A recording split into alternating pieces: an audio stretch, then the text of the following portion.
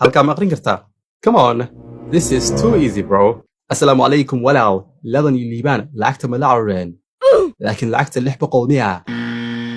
Maya, waa inaad dhahdaa assalaamu calaykum, ha dhihin dheh la, kind of very soft.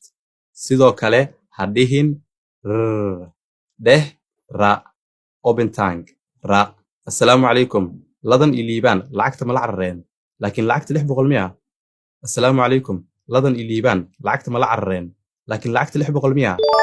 Haye, let me try now. Assalaamu calaykum walaal, ladan iyo liibaan lacagta ma la carareen. This is too hard. Leave me alone, bro.